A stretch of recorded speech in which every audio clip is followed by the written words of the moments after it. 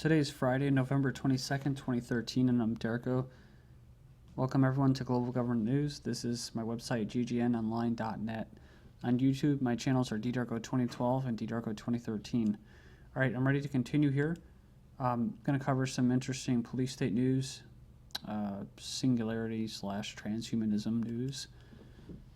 Military waste and fraud continue in the middle of the government shutdown. This, of course, is not the big news. There's a lot of money being spent on basically the Department of Defense and the Pentagon. They went on to find Bloomberg in that report that they're spending billions of dollars on generations of military equipment that the Army doesn't even want or need.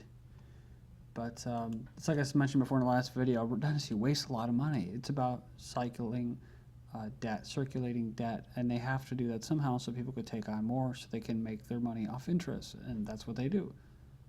That's why they like consumerism and having people spend money on crap shit that they don't really need. So you have here, U.S. Army will have its Iron Man suit in 4 years. Again, not really news. We've heard about this before. But it's back in the news saying that this will actually probably take place. It says while the Army announced it earlier this year that they're going to develop this thing, people were impressed, but now the project is giving us a glimpse at Talos' deployment timeline. If he gets his way, the suits will be undergoing field tests in only 4 years. Said it's one heck of a short timeline considering some of the tech that will be going into the suit. It'll increase the strength and mobility of its wearer while also keeping them safe from enemy fire. Originally, it was supposed to be coming out for soldiers around 2032. They said, don't think of the suit as simply as Kevlar vest duct taped to the jaws of life. It'll be equipped with liquid armor capable of hardening into a bulletproof surface when exposed to an electric current. Sensors in the armor also monitor its wearer's vitals and provide hydration and life support, along with, of course, night vision Google Glass HUD, which will feed the wearer live battleground information. That's what the glowing up eyes are. But one thing you have to think about is this is about transhumanism, whether it's going to be done physically through the military or it's going to be done in the media, like this story with the new RoboCop. I've mentioned this before.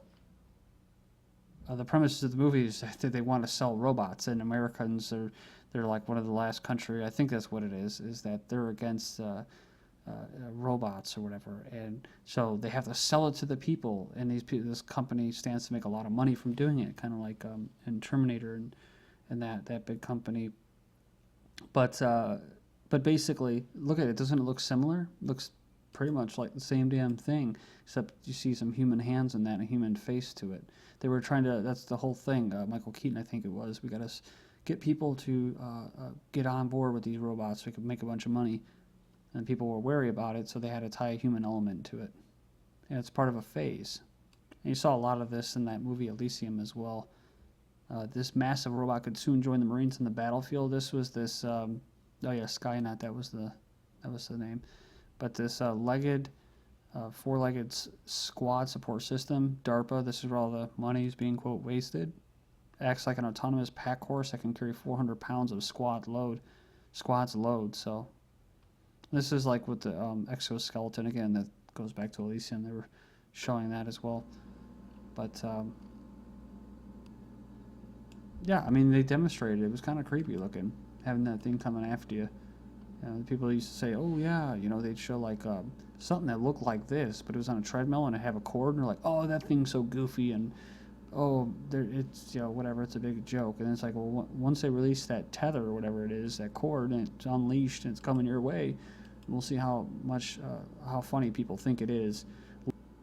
But as long as they think it's science fiction or something like that, it sounds a lot like Terminator or RoboCop.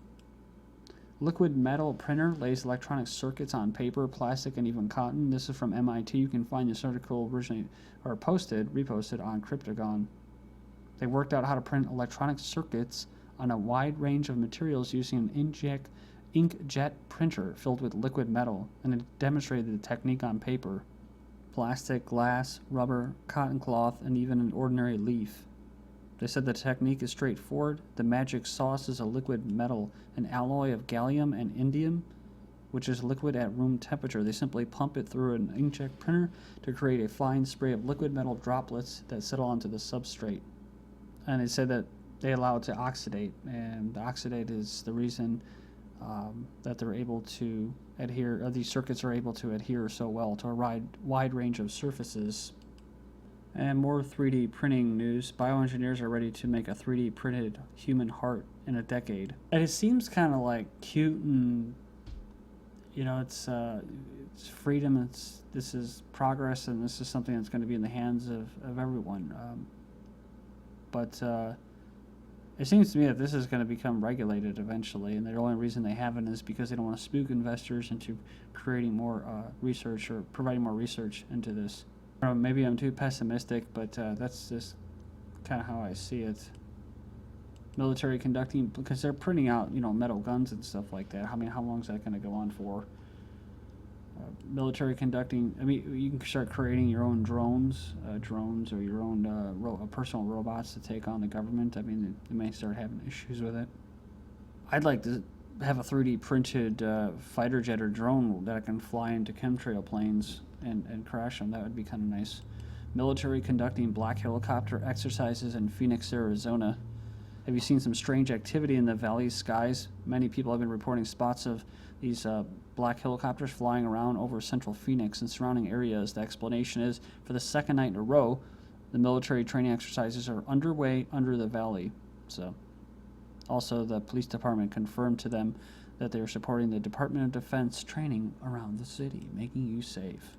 North Texas drivers have been stopped at roadblocks, asked for saliva and blood.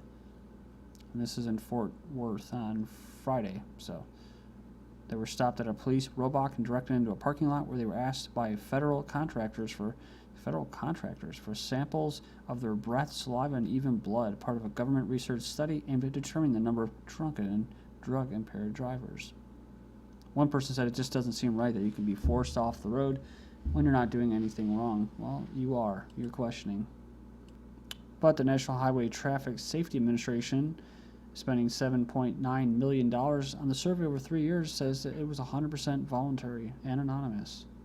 Yeah, but the individual said it didn't feel voluntary to her, despite saying the sign was. I gestured to the guy in front of me that I just wanted to go straight, but he wouldn't let me and forced me into a parking spot. Yeah, it's called coercion. Once parked, she couldn't believe what she was asked next. They're asking for cheek swabs. They would give it $10 for it. Also, if you let them take your blood, they would pay $50 for that. And if you sell your soul, they'll give you a cool $100. Crisp $100 bill in your hand by the end of the day. Federal contractors set up roadblocks in 30 U.S. cities to harvest DNA samples. This is from Police State USA, or you can find it on Blacklisted News if you want to try to find the article. Multi-million-dollar federal programs have been disturbing drivers and alarming civil libertarians. I'm going to keep moving. First person in Ohio has been arrested under a hidden compartment law. And for the first time in Ohio, state troopers made an arrest under the state's new hidden compartment law. They pulled over drivers for speeding, but then troopers noticed several wires running to the back of the car. Those wires then led them directly to a hidden compartment. They made the arrest under the law, which is meant to combat criminals who modify the inside of their car, allowing them to store drugs or weapons inside secret compartments, which can often be accessed electronically. I think the point here is what these ass bags said, which is during the search, they noticed some components inside the vehicle that did not appear to be factory. So, I sometimes think about, taking off the little Chevy symbol and making my own personal logo symbol. Why can't, you hardly see people that actually modify their cars. A lot of times because, you'll stick out. It'll be illegal. I guess the most that you can do is maybe slap some bumper stickers to support a cause. You're aware of breast cancer, or you're a pro-lifer, or you're a Ron Pauler, and then, of course, the sheriffs will pull you over for that.